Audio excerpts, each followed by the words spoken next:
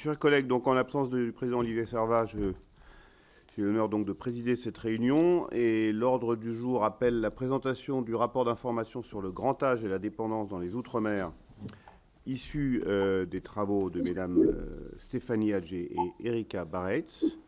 Et nous allons donc ce matin innover sur le plan technique puisque Erika Barretz étant actuellement à la Réunion, elle fera sa présentation par vidéoconférence.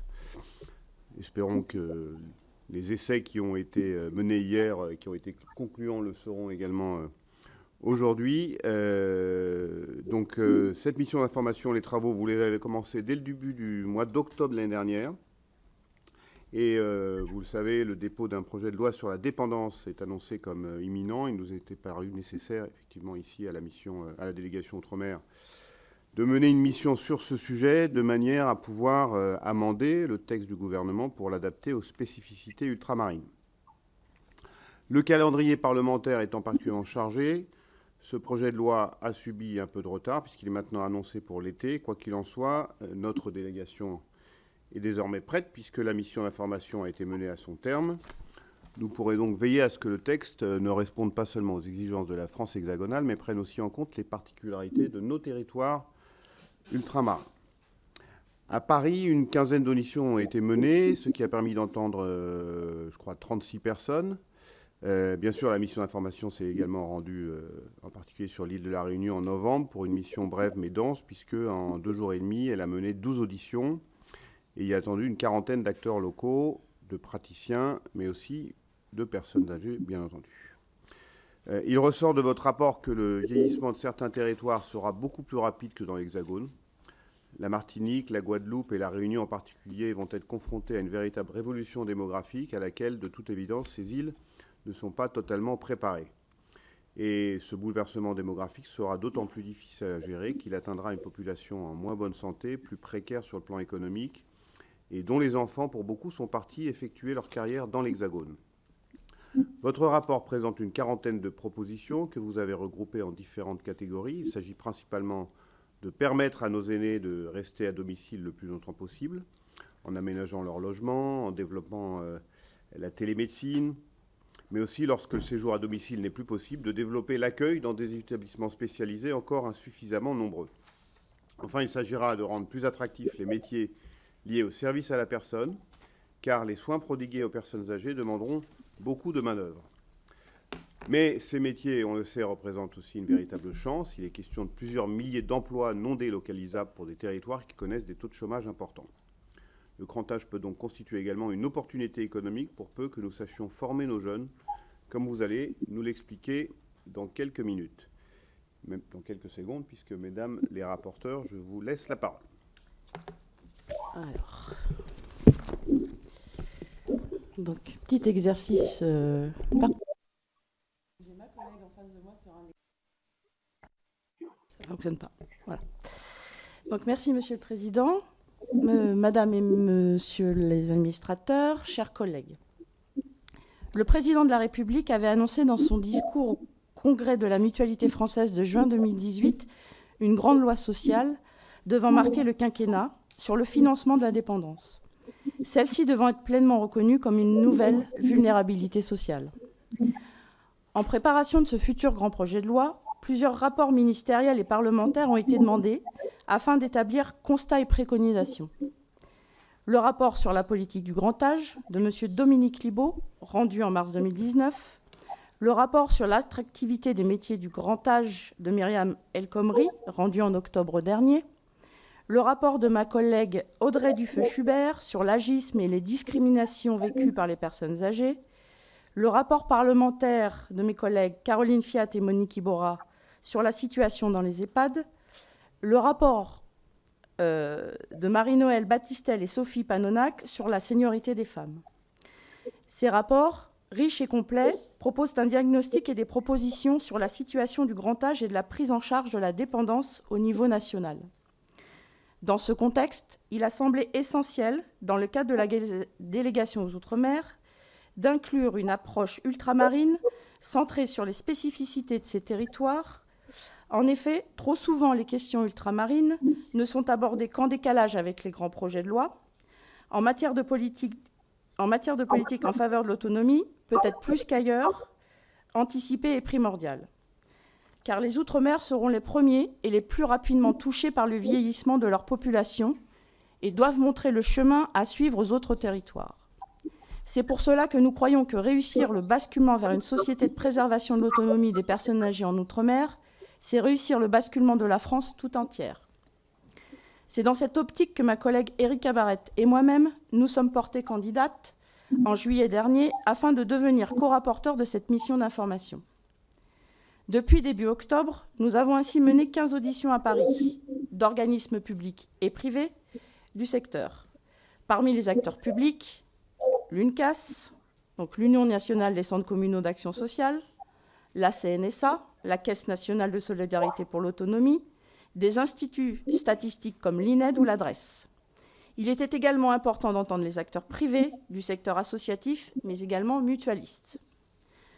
Fin novembre, un déplacement à La Réunion, territoire dont Erika est députée, a été organisé. Cela a été l'occasion de constater sur le terrain les politiques mises en place par les différents acteurs de l'autonomie dans un territoire. L'ARS Océan Indien, le conseil départemental, le CHU de Saint-Denis, les CCAS des associations. 2 établissements ont été visités. Un EHPAD en Guadeloupe, celui des Abîmes, profitant d'un déplacement parlementaire aux Antilles, et une résidence autonomie de Saint-Pierre de la Réunion, fruit d'une collaboration entre tous les acteurs du département. Le rapport se fixe pour objectif d'établir un état des lieux du vieillissement et des politiques de prise en charge de la dépendance mises en œuvre dans les territoires ultramarins. Le premier constat est celui du vieillissement inégal des territoires. Ce sera tout le long de la partie 1. Le deuxième constat est celui de la précarité sanitaire et économique des personnes âgées en Outre-mer. Ce sera ma partie 2. Enfin, le rapport entend relayer les attentes des territoires en matière de prise en charge de la dépendance. Ce sera la partie 3, avant d'émettre des préconisations qu'Erika vous présentera tout à l'heure. Donc, les Outre-mer confrontés au vieillissement de leur population. C'est ma partie 1. Un vieillissement accéléré qui concerne prioritairement les Antilles et la Réunion. Les départements antillais de Martinique et de Guadeloupe sont 2 départements qui connaissent un vieillissement extrêmement rapide de leur population. Ces 2 départements ont en effet connu depuis le début des années 60 d'importantes transformations de leur structure socio-démographique. D'une part, l'espérance de vie a fortement progressé. D'autre part, le taux de fécondité a chuté de 5 à 6 enfants par femme en 1960 à 2 enfants environ aujourd'hui. L'émigration des jeunes vers la métropole a aggravé ce phénomène de vieillissement. En 2012, 46% de la tranche des 18-34 ans natifs de la Guadeloupe et de la Martinique vivaient en Europe. Le retour au pays à l'âge de la retraite accentue ce phénomène. Le cas de la Martinique est particulièrement frappant. D'un des départements le plus jeune de France, il était 74e sur 101 en 2013. Elle sera dans 20 ans le plus âgé. La Réunion connaît-elle aussi un vieillissement rapide de sa population, dans une mesure toutefois moindre que celle des Antilles. Tous les territoires, cependant, ne sont pas encore concernés de la même manière. La Guyane et Mayotte font quant à eux face à une situation inverse, d'une extrême vitalité démographique en raison d'une forte natalité et d'une forte immigration. Les collectivités d'outre-mer se trouvent quant à elles dans une situation plus similaire à la moyenne nationale. Le rapport entend présenter également la situation de ces collectivités d'outre-mer, régies par l'article 74 de la Constitution, trop souvent oubliées de nos rapports parlementaires, car ne s'inscrivant pas dans le cadre juridique de droit commun. En effet, certaines de ces collectivités disposent de compétences en matière de santé. Dès lors, il ne nous appartient pas en tant que députés de décider depuis Paris de leur politique de santé.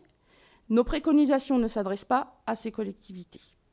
Pour autant, il nous a semblé essentiel, en tant que territoire à part entière de la République, de présenter un état des lieux du vieillissement de leur population et des mécanismes propres de réponse aux défis de la dépendance que leur autorise leur statut organique. La Polynésie française a ainsi mis en place un dispositif propre d'indemnité pour les proches aidants en 2019. Une indemnité mensuelle de 50 000 francs pacifiques, soit 500 € à peu près, est ainsi versée au fétis. Un membre de la famille ou un proche de la personne âgée qui assure les tâches de la vie quotidienne que celle-ci ne peut plus assurer seule. Saint-Pierre-et-Miquelon a mis en place une maison territoriale de l'autonomie, guichet unique d'accueil, d'information, d'orientation et de coordination s'adressant à toutes les personnes en perte d'autonomie de l'archipel. Elle regroupe les missions confiées aux maisons départementales des personnes handicapées et aux centres locaux d'information et de coordination. Concernant Wallis et Futuna, la population est encore relativement jeune, mais le manque de structures adaptées aux personnes âgées est criant. Saint-Martin et Saint-Barthélemy sont également confrontés au vieillissement de leur population. La situation de la prise en charge de la dépendance sur ces deux territoires s'est fortement améliorée à la suite de l'ouverture de 2 EHPAD. Nous l'avons vu, le vieillissement de la population est particulièrement marqué dans les 3 territoires ultramarins les plus peuplés, la Réunion, la Guadeloupe et la Martinique. La mission d'information a relevé un certain cumul des facteurs d'exclusion, puisqu'au-delà de la violence de ce changement démographique, nous avons pu constater la précarité sanitaire et économique des personnes âgées en Outre-mer.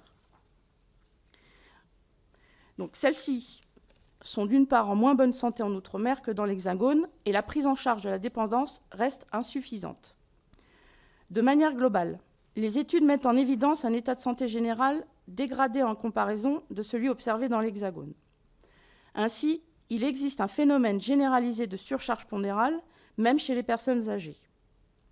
Aux Antilles et en Guyane, le taux de surpoids est supérieur à celui de la moyenne nationale, de 31 à 34% contre 29% dans l'Hexagone.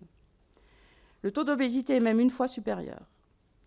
Le taux de prévalence des AVC est également sensiblement supérieur. Ainsi, la Guyane et la Réunion affichaient en 2014 des taux supérieurs de plus de 28% à la moyenne nationale. Quant au taux de prévalence du diabète, ceux-ci peuvent être jusqu'à 2 fois supérieurs à la moyenne nationale, à La Réunion par exemple. Conséquence de ces multiples indicateurs de santé dégradés, la dépendance survient plus précocement que dans l'Hexagone. Les taux de prévalence des incapacités dans les DOM observés chez les personnes âgées entre 55 et 59 ans sont ainsi équivalents à ceux observés dans l'Hexagone dans les personnes entre 70 et 75 ans. La croissance du nombre de personnes en perte d'autonomie sera également plus forte en Outre-mer. Entre 2015 et 2050, la prévalence de la perte d'autonomie dans les Outre-mer augmenterait ainsi de 4% contre seulement 1% en moyenne nationale. Aussi, l'espérance de vie globale dans les Outre-mer est inférieure à celle observée dans l'Hexagone. En général, 2 à 3 ans de moins dans les départements d'Outre-mer et jusqu'à 5 ans de moins dans les collectivités du Pacifique. Il est également à remarquer de forts écarts marqués selon le genre et l'origine sociale. Ainsi, il existe dans les DOM un écart de 38 points dans le taux de prévalence de la dépendance entre les cadres diplômés et les ouvriers non diplômés. La trajectoire migratoire est également importante, puisque les natifs sédentaires sont ceux qui présentent les taux d'incapacité les plus élevés pour les 2 sexes. On en vient à la précarité économique, donc. Le vieillissement de la population des DOM a lieu dans un contexte socio-économique défavorable. La précarité y est très forte et touche toutes les générations, à commencer par les jeunes adultes, dû au fort taux de chômage cumulé au coût de la vie. Corollaire d'un taux de pauvreté sensiblement supérieur à la moyenne nationale, les allocataires du minimum vieillesse sont beaucoup plus nombreux. De fait, les personnes âgées se trouvent dans une situation de fragilité sociale accrue et leurs familles ne peuvent souvent pas les aider financièrement comme elles le souhaiteraient. Aussi, plus de 20% des retraités ultramarins perçoivent l'allocation de solidarité aux personnes âgées, dit l'ASPA, alors que ce taux n'est que de 4% en moyenne nationale. Il existe par ailleurs un réel problème d'accès aux droits, puisque les personnes âgées et leurs familles sont réticentes à demander le bénéfice des aides de l'APA et de l'ASPA, par crainte de récupération sur la succession. Or, l'APA est une aide sans récupération sur la succession, tandis que le seuil de récupération sur la succession de l'ASPA a été fixé à 100 000 € par la loi EROM, en dérogation du droit commun, précisément pour prendre en compte les enjeux particuliers liés aux Outre-mer. Toujours sur cette question de l'accès aux droits, les centres communaux d'action sociale ultramarins ont fait part d'un certain encombrement dû à leur proximité et au fait qu'ils sont les interlocuteurs privilégiés des personnes âgées quand celles-ci devraient plutôt s'adresser aux départements qui a compétence en la matière. Tout comme en Hexagone, les personnes âgées en Outre-mer préfèrent vieillir à leur domicile plutôt qu'en établissement spécialisé, marqué par une tradition de solidarité familiale. En 2014, la part des seniors à domicile en perte d'autonomie était de 11,8% en Guadeloupe, par exemple, soit près du double de la moyenne nationale qui s'élevait à 6,3%. Dans les DOM, l'aide personnalisée à l'autonomie est principalement dirigée vers le maintien à domicile. Aussi, du fait du plus grand pourcentage de personnes âgées dépendantes, les départements qui ont la charge de verser cette aide sont contraints à proposer des niveaux parmi les plus bas à l'échelle nationale. Ainsi, pour des prestations largement supérieures à 22 € de l'heure, le département de la Martinique ne finance que 13 €. En conséquence, ce sont dans les DOM que l'on trouve les plus importants restes à charge pour les patients, qui est estimé à 7,50 € de l'heure, pour reprendre donc l'exemple martiniquais. On assiste ces dernières années à une évolution culturelle en raison notamment du grand nombre de jeunes partis étudier ou travailler dans l'Hexagone. De fait, de plus en plus de personnes âgées doivent donc résider en établissements spécialisés. Or, l'offre en EHPAD était, en 2015, 2 à 3 fois inférieure dans les Outre-mer à ce qu'elle était au niveau national. Ainsi, il existait en Guadeloupe 35,6 places en EHPAD pour 1000 personnes de plus de 75 ans, contre 122,6 en moyenne nationale. De plus, le parc des EHPAD est très vieillissant et certains établissements, au dire des personnes auditionnées, sont très vétustes, voire délabrés, et ne répondent pas aux normes en vigueur. Par ailleurs, le niveau de dépendance des personnes accueillies est plus important que dans l'Hexagone, avec une majorité de JR 1 et 2. Conséquence de ce manque de place, les EHPAD ultramarins sont parmi les plus chers de France, et les restes à charge particulièrement élevés, alors même que les ressources financières sont particulièrement limitées. À côté de ces établissements officiels, existe, notamment à La Réunion, une offre souterraine d'établissements qualifiés de pensions marron. Ce sont des petites structures qui accueillent un nombre réduit de pensionnaires, généralement moins de 10 personnes. Sans agrément, elles échappent au contrôle des autorités, avec parfois de graves dérives sanitaires et humaines. Jusqu'à maintenant, la politique mise en place est la fermeture systématique, car elles sont assimilées à des marchands de sommeil. Le département de La Réunion s'est lancé dans un recensement de ces structures avant d'envisager peut-être leur agrémentation. Quant aux résidences dites autonomie, elles sont pratiquement inexistantes dans les territoires ultramarins. Dans une volonté de réaliser l'idée d'un parcours résidentiel, le territoire de La Réunion fait figure de pionnier, puisqu'il développe un réseau de résidences autonomie, et nous avons eu l'occasion de visiter l'une d'entre elles lors de notre déplacement.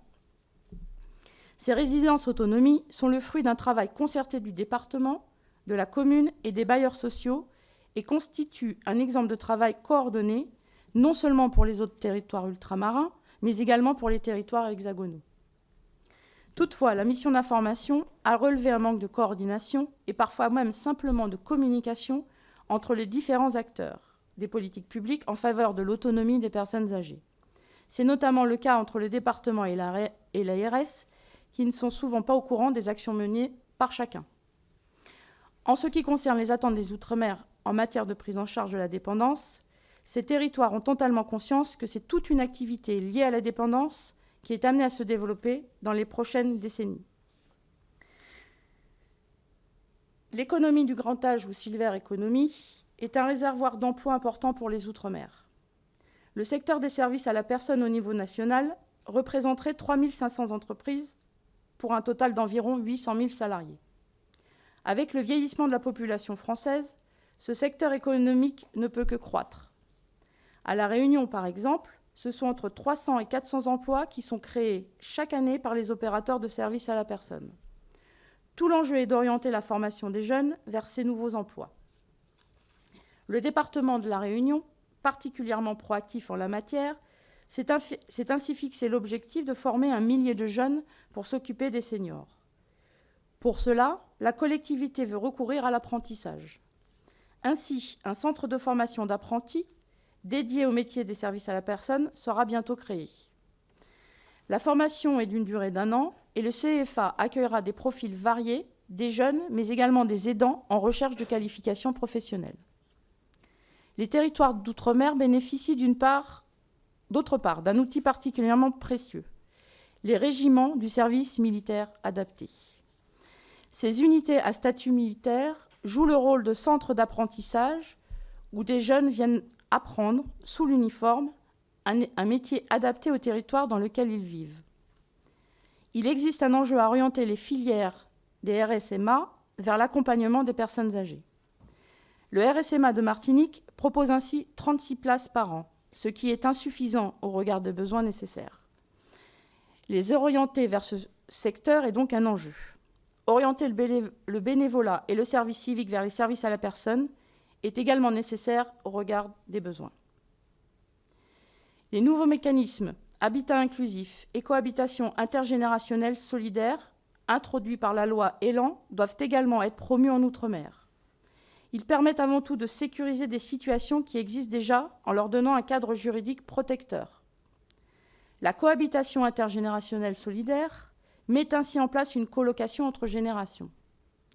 L'objectif revendiqué est de rompre l'isolement pour les personnes âgées et de faciliter l'accès à un logement pour les jeunes, moyennant un loyer modéré.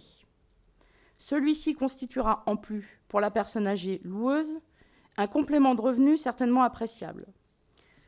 La loi ÉLAN fixe des conditions strictes au contrat de cohabitation intergénérationnelle pour supprimer tout risque de requalification en contrat de bail.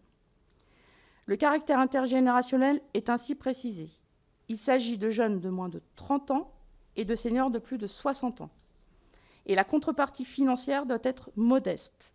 Et en complément de cette contrepartie, le jeune ne peut réaliser que de menus services.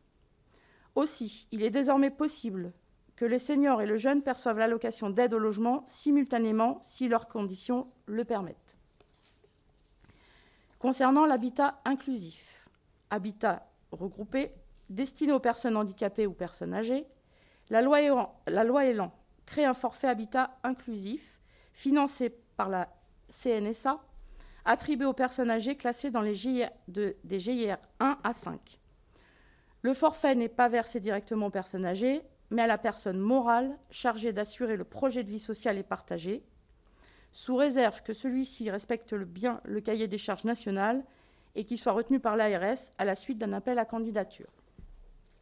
Le montant individuel du forfait, identique pour chaque résident concerné, est compris entre 3 000 et 8 000 euros par an et par habitant, sans que le total versé pour un même habitat inclusif puisse excéder 60 000 euros. Le montant, la durée et les modalités de versement et de suivi d'utilisation et le cas échéant du reversement de l'aide font l'objet d'une convention avec l'ARS. Il y a donc un enjeu à faire connaître davantage ces nouveaux dispositifs auprès des populations d'outre-mer, maintenant que les décrets d'application ont été pris.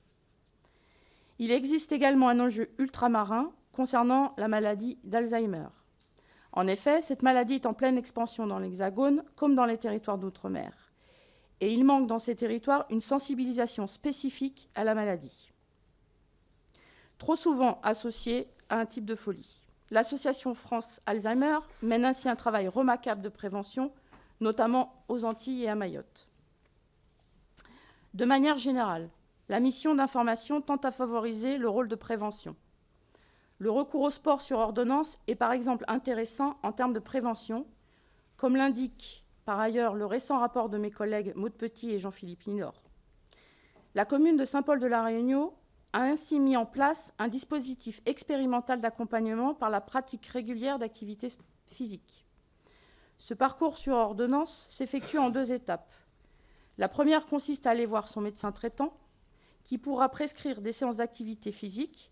La deuxième conduit à contacter l'Office communal des sports et de prendre contact avec un des enseignants en activité physique adapté pour construire un projet de mise ou remise en activité.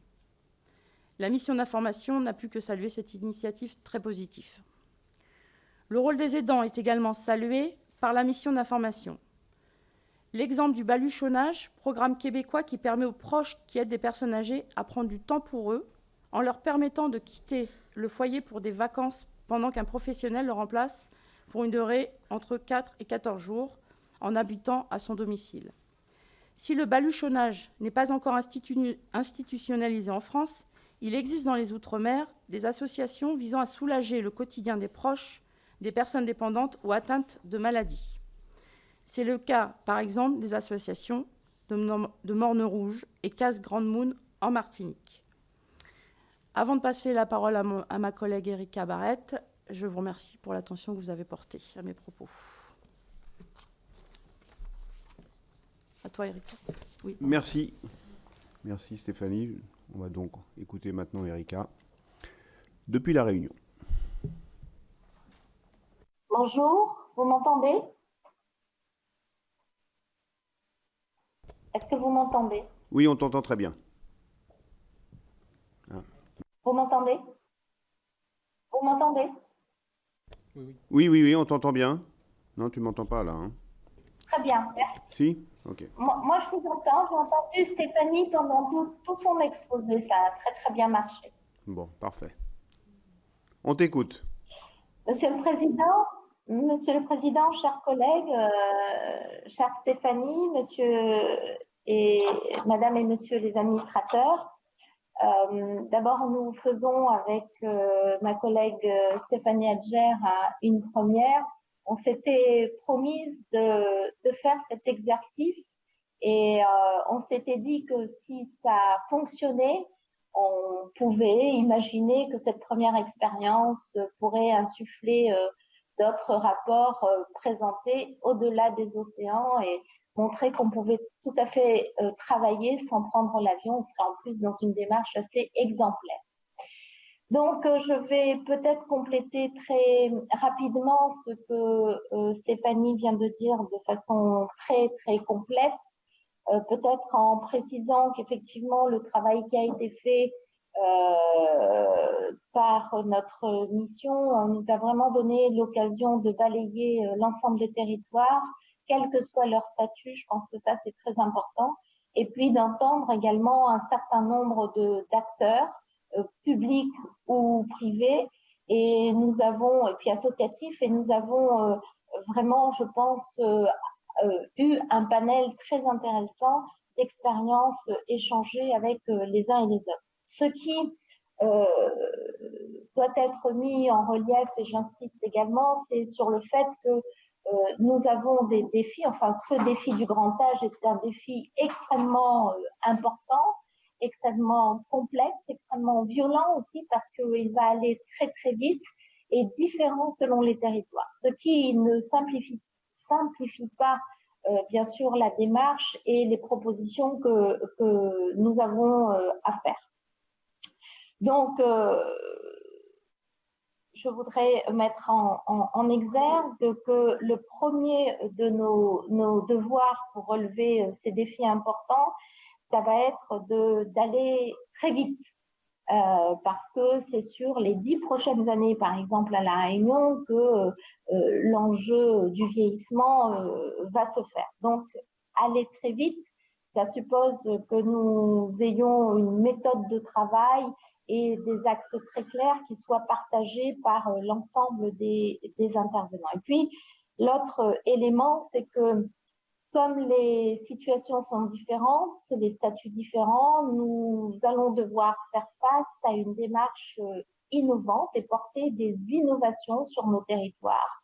Et dès lors, sur la loi grand âge, très certainement, de défendre des propositions qui ne seront pas forcément entendues par tous au niveau national, ce qui nous faudra une force de persuasion collective pour que ça devienne efficace et efficient pour l'ensemble de nos territoires. Voilà un petit peu rapidement sur l'introduction. Alors, nous avons dans le rapport présenté 8 axes principaux qui ont été déclinés en 40 recommandations. Les 40 recommandations ne doivent pas être prises individuellement, mais bien être entendues de façon complémentaire. C'est les unes et les autres qui sont finalement complémentaires. Elles sont toutes essentielles. Elles doivent s'additionner parce que ce que nous voulons aussi, c'est de dire qu'il faut, pour faire face à ces défis très importants très rapides et très différents, avoir des approches globales de la prise en charge, ou en tout cas de l'approche de cette problématique de grand âge. Alors, 9 axes qui sont faire du grand âge une priorité nationale. Nous voulons également promouvoir la connaissance du grand âge, c'est le deuxième axe. Le troisième, c'est améliorer la diffusion de l'information liée au grand âge, favoriser l'attractivité des services liés au grand âge, moderniser les services aux personnes âgées et dépendantes, repenser et adapter le logement, prévenir pour retarder l'entrée dans la dépendance, reconnaître le rôle indispensable des aidants. Voilà les 9 grands axes de ce rapport qui doivent être pris, encore une fois, tous de façon complémentaire. Alors, je ne vais pas bien sûr présenter les 40 préconisations, vous les avez dans le rapport, mais ce qu'il faut retenir de façon primordiale, c'est que ces axes pris, si on ne les mettait pas en œuvre, il y aurait véritablement insuffisance pour accompagner la transition démographique, et également on aurait des initiatives qu'on a constatées, et Stéphanie le disait, beaucoup d'initiatives locales qui resteraient soit faites de façon anarchique, soit de façon solitaire. Et là, on ne serait pas dans l'objectif que nous nous fixons, c'est-à-dire l'efficacité. Alors, durant nos auditions, on l'a vu, il y avait vraiment un cloisonnement cruel entre les acteurs, et beaucoup se méconnaissent dans l'action qu'ils font. Alors, on l'a remarqué à La Réunion, mais dans tous les autres territoires, c'est le cas. C'est pour ça que nous préconisons dans notre premier axe, nous faisons une proposition que je relève là et que je vous propose d'y réfléchir. Elle est relative au fait que nous souhaitons que ce grand âge fasse l'objet d'une priorité nationale par la mise en place d'un dispositif de coordination et de décloisonnement des différentes politiques, des différents acteurs aussi, sous la responsabilité des représentants de l'État, en l'occurrence le préfet lorsque c'est un département, ou un haut commissaire lorsque le statut est différent. Il nous semble, du fait de la constatation sur le terrain, qu'il y ait vraiment cette dispersion et cette non-connexion de l'ensemble des acteurs, et donc une déperdition de l'innovation et de l'efficience, qu'il y ait vraiment ce point un peu national et une coordination faite par le représentant de l'État. La deuxième proposition dans cet axe 1, c'est d'adapter l'allocation personnalisée à l'autonomie. Pour la raison très simple qui vient du constat de l'état de santé des populations dans l'ensemble des territoires. On l'a dit, la dépendance arrive beaucoup plus tôt, en moyenne 10 ans avant que la moyenne nationale, ce qui est considérable.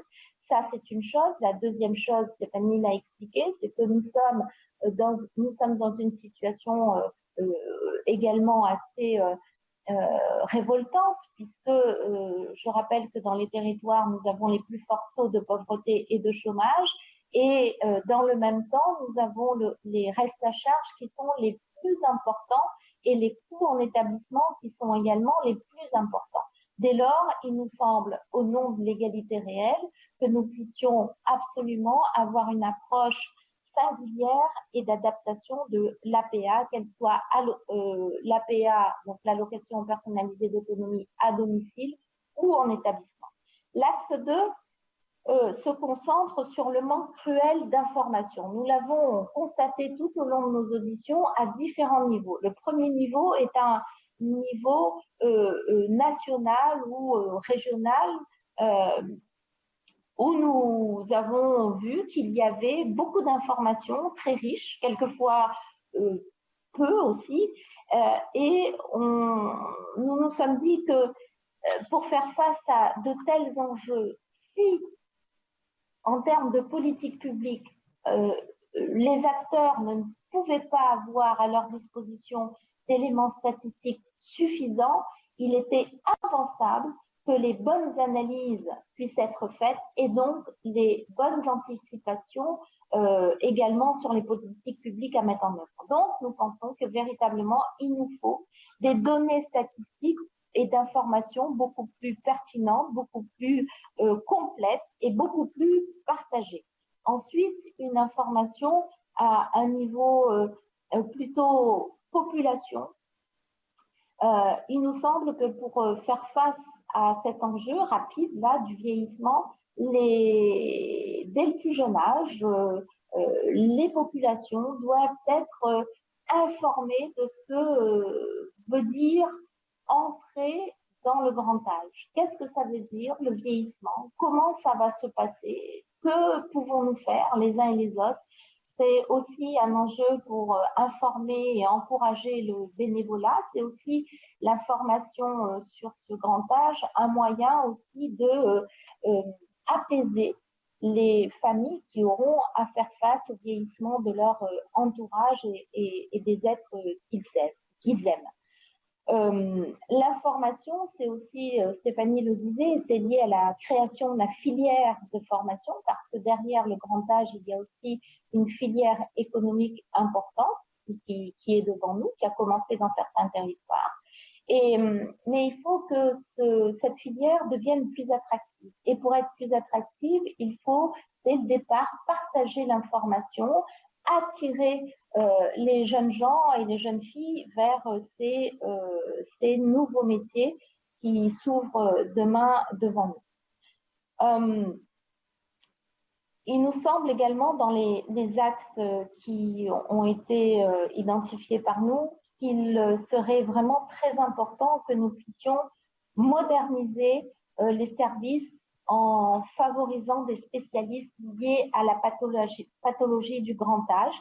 Vous savez que sur les territoires ultramarins, nous sommes en déficit, quelquefois plus qu'ailleurs, sur la présence de spécialistes et sur tout ce qui est spécialité du grand âge, encore plus puisque nous n'avions pas à faire face à ce sujet dans nombre de nos territoires.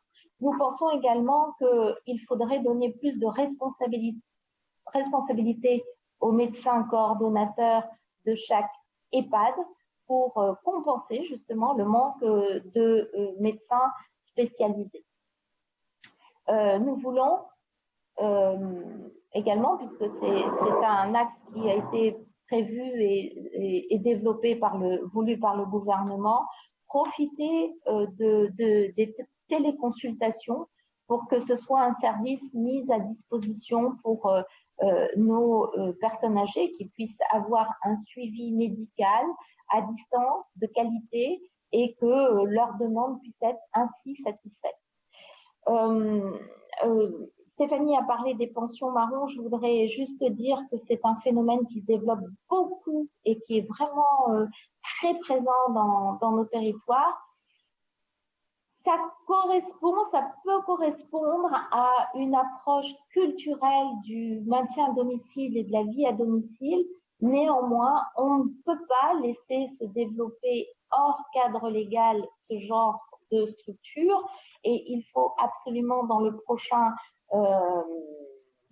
projet de loi que nous puissions défendre une expérimentation autour du renouvellement ou en tout cas d'une nouvelle forme de proposition du maintien à domicile via les pensions nouvelles formules qu'on n'appellera plus pension marron bien sûr, mais d'un maintien à domicile spécifique aux Outre-mer. Ensuite, nous avons parlé des logements. Je voudrais aussi attirer l'attention, c'est ce que nous mettons dans le rapport, qu'il y a des choses très très simples qui sont aujourd'hui extrêmement compliquées pour les personnes âgées. Une fois qu'elles sont elles restent dans leur appartement, si elles n'arrivent pas à entrer dans un parcours de vie. Il y a vraiment la problématique de l'adaptation de ce logement et de façon singulière, les sanitaires, les douches. Nous vivons sur le terrain aujourd'hui. Vous avez des bacs à douche qui sont juste pas accessibles aux personnes âgées, qui sont source d'accidents accident qui entraîne de l'invalidité à un certain âge. Donc, c'est vraiment un sujet très sérieux. Et aujourd'hui, l'adaptation de ces sanitaires, des douches, c'est très, très compliqué. C'est presque infaisable. Donc, nous proposons véritablement que nous puissions rentrer dans un grand plan d'adaptation des sanitaires, des douches dans les logements qu'occupent les personnes âgées.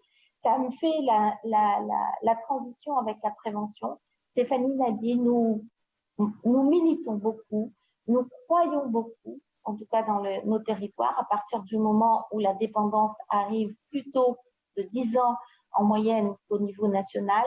Nous militons pour que nous puissions mettre en place partout une politique de recul de l'entrée en autonomie des seniors sur les territoires ultramarins. Il y a différentes expérimentations ou politiques publiques qui sont mises en œuvre par des collectivités locales, singulièrement des municipalités. À la ville de Saint-Denis, où je suis élue, vous le savez, nous avons un plan seniors en activité qui touche aujourd'hui 3600 seniors, demain 7000, où ils font du sport, de l'anglais, de l'informatique. Ça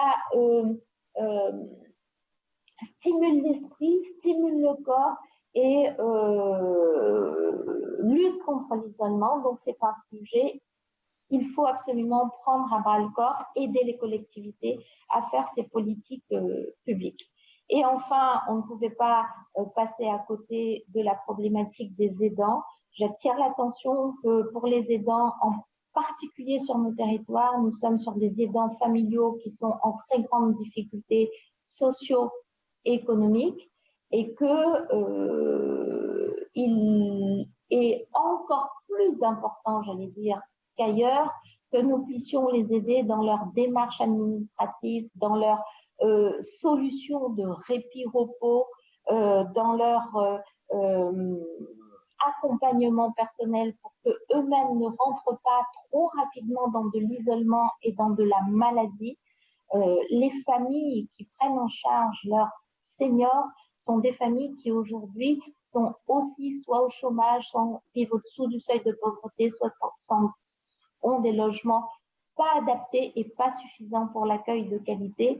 Donc nous avons souhaité mettre dans le rapport une attention particulière sur l'accompagnement des aidants familiaux avec des professionnels comme des éducateurs spécialisés ou encore des prises en charge financières particulières, par exemple sur les transports pour faciliter des prises en charge un peu souples comme l'accueil de jour. Voilà, je ne voudrais pas être plus longue, mais l'ensemble, et je finis par là, faire ce rapport a été vraiment passionnant. Nous sommes convaincus, Stéphanie et moi, que si nous portons et si nous entendons ce qu'exprime aujourd'hui l'enjeu du grand âge sur les Outre-mer, et si nous ouvrons la porte à accepter les innovations, la créativité de ces territoires aujourd'hui existants, nous allons pouvoir aussi peut-être inspirer l'Hexagone sur des solutions à venir pour l'ensemble de la nation. Et enfin, je voudrais dire qu'il y a une notion qui est une notion sur laquelle je me bats depuis très longtemps, qui a la notion de rattrapage.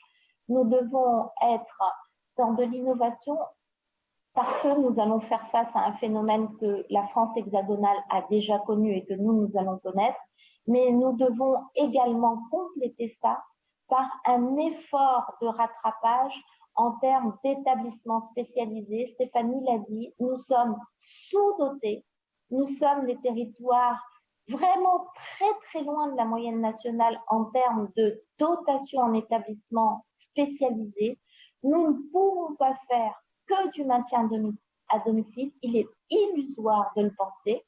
Nous pourrons faire un bon maintien à domicile à condition que dans le même temps, nous ayons un niveau d'équipement en structures spécialisées digne de ce nom pour qu'il y ait un équilibre suffisant et que nos familles puissent d'une part faire le maintien et d'autre part pouvoir de temps en temps souffler en laissant en bonne garde, j'allais dire, ou dans les meilleures conditions possibles, leurs parents et grands-parents dans les structures. Voilà, je vous remercie de votre attention.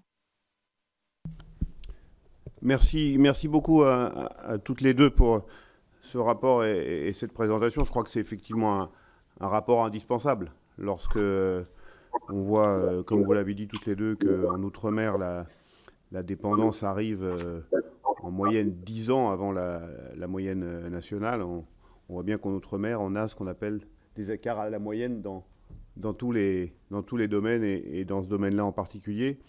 Donc merci vraiment pour ce rapport indispensable, pour ces axes et propositions qui à la fois montrent qu'on a besoin de politiques plus intégrées, d'intégrer l'ensemble des initiatives et des politiques publiques en direction du grand âge, comme vous le dites, à la fois pour reculer l'âge de la perte d'autonomie, mais en même temps pour rattraper clairement le déficit d'équipement, EHPAD en particulier, pour prendre en charge les personnes en perte d'autonomie. Voilà, merci à toutes les deux, et donc j'ouvre le débat, chers collègues, si vous souhaitez maintenant intervenir.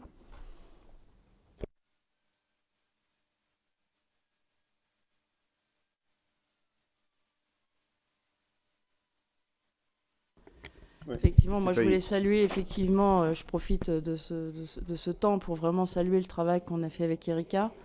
Ça a été vraiment une mission importante, et remercier aussi la délégation d'avoir compris aussi l'importance que ce rapport intervienne plusieurs mois avant les échanges que nous aurons sur le grand projet de loi qui aujourd'hui a été effectivement annoncé pour le deuxième semestre de cette année, qui avait été reporté, puisqu'il faut saluer le fait que cette démarche intégrera les territoires ultramarins avec tout ce que nous venons d'exposer de manière directe dans le débat. Et ça, on peut le saluer.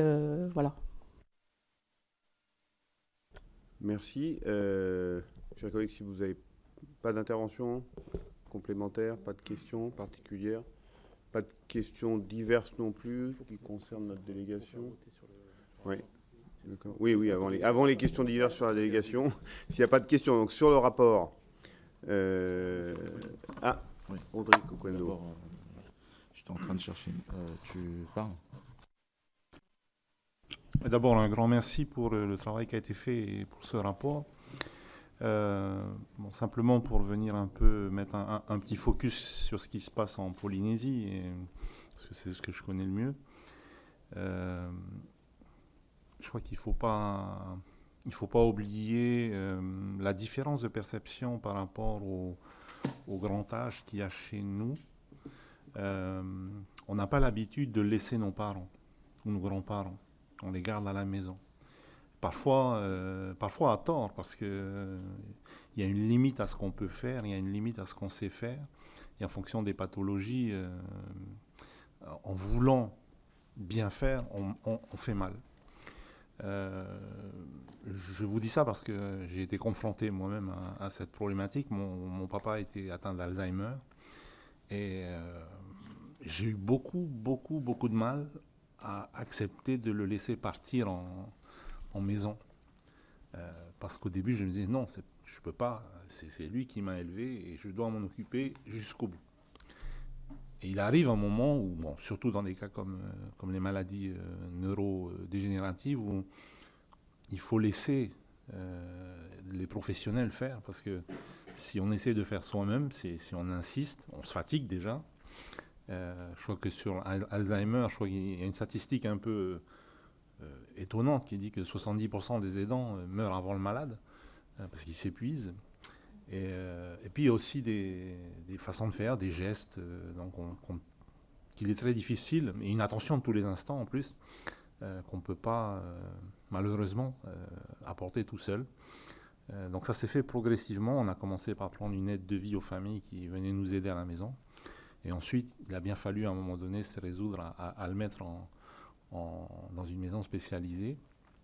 Et c'est vrai, enfin, l'importance de la formation et de la sensibilisation au métier lié donc, au grand âge et à la perte d'autonomie est à mon sens essentiel. Parce que on a beaucoup de jeunes qui ont cette fibre-là, qui le font d'instinct, je dirais, parce que c'est dans notre culture, mais à qui il faut expliquer que ça peut être un métier. Et ça peut être un métier noble, et donc, par contre pour lequel il faut se former. Il ne faut pas le faire comme ça, au petit bonheur la chance, quoi. Voilà, c'est juste que, mais encore une fois, merci pour ce rapport. Merci, cher collègue Rodrigue. Oui. Oui, donc justement, il y a tout un tas de préconisations, notamment sur repos, répit, sur les aidants, donc pour soulager effectivement la personne qui accompagne ces personnes dépendantes et effectivement qui influe énormément sur l'état de santé des aidants, puisque tu l'as rappelé, les aidants meurent avant ceux qui sont accompagnés. Sur la formation, effectivement, on a constaté qu'il fallait susciter peut-être mieux adapter l'offre en fait de formation, puisqu'on se rend compte notamment que dans les formations médico-sociales, les filières médico-sociales, les personnes qui sont formées et qui obtiennent le diplôme s'orientent très régulièrement plus sur la petite enfance que sur les métiers liés au grand âge. Je pense qu'il s'agit aussi de modifier un petit peu la perception qu'on peut avoir de la personne âgée dans la société. Et ça, c'est un travail que l'on peut faire tous ensemble. Et donc, effectivement, l'ensemble des rapports qui ont été présentés montrent qu'il y a vraiment besoin d'expliquer ce qu'est le grand âge et que la personne âgée ne soit plus soit regardée d'une manière différente dans notre société. Merci, Rodrigue Oquendo. Oui, merci, Monsieur le Président. Ah, d'accord. Tu voulais rajouter quelque chose, Erika? Mais on ne t'entend pas. Ah, là on m'entend, vous m'entendez? Parfait. Oui, on t'entend. Ok. Je voulais juste rajouter sur un élément qui me semblait vraiment très important qu'a relevé notre collègue, c'est que il y a la culpabilité des familles. C'est une culpabilité légitime, humaine, qui est peut-être même amplifiée sur une approche culturelle sur l'ensemble de nos territoires. Et je pense que ça fait aussi partie de cette nouvelle démarche d'information, de connaître le grand âge pour aider aux familles à déculpabiliser par rapport à ça. Ça ne veut pas dire abandonner, ça veut dire accompagner sur différentes étapes du vieillissement, parce que tout ça ne se fait pas d'un coup véritablement quand on connaît le phénomène du vieillissement. Ça commence doucement et puis ça monte, j'allais dire, en intensité. Mais les familles subissent tout un pan et au final prend de plein fouet la phase finale et lourde du vieillissement. Et c'est ce moment-là où elles se retrouvent face à ça, sans aide, sans compréhension, parce qu'on n'a pas fait toute la phase amont. Et l'information, l'éducation, dès le plus jeune âge, mais j'allais dire, c'est un projet presque familial.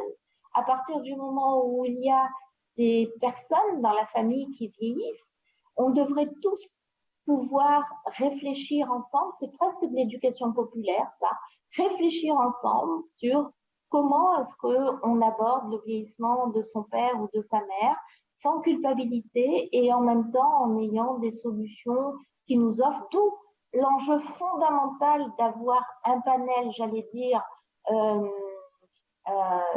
d'offres traditionnelles, nationales, les EHPAD, etc., et accompagné de solutions plus marquées culturellement par rapport au territoire. Si on arrivait à faire ces deux choses-là dans le même temps, je pense qu'il y aurait moins de souffrance et un meilleur vieillissement.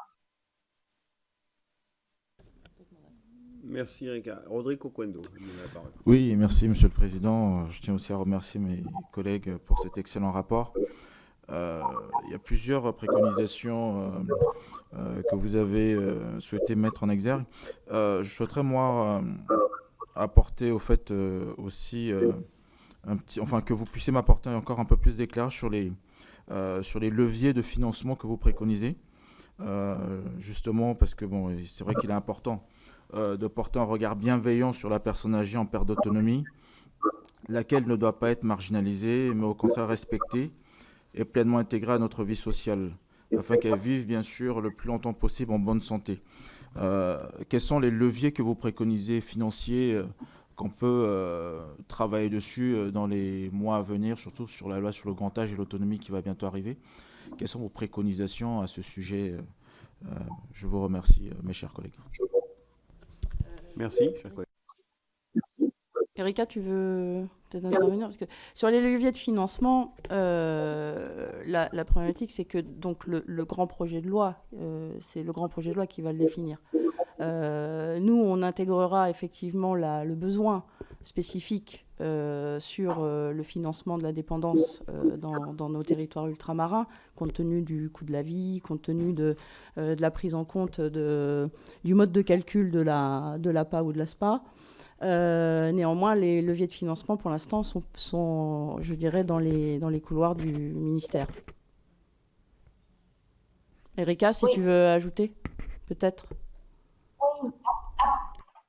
Bon, peut-être pas donner la réponse sur le financement, mais à partir du moment où nous disons et nous sommes d'accord de dire qu'il s'agit d'un phénomène de grande ampleur qui va être devant nous, en tout cas si on parle pour les Outre-mer, puisque c'est de ça dont il s'agit là, ça veut dire qu'il y a, ça ne peut pas être que du financement local, c'est-à-dire qui pèse sur les collectivités locales et donc sur de la solidarité locale.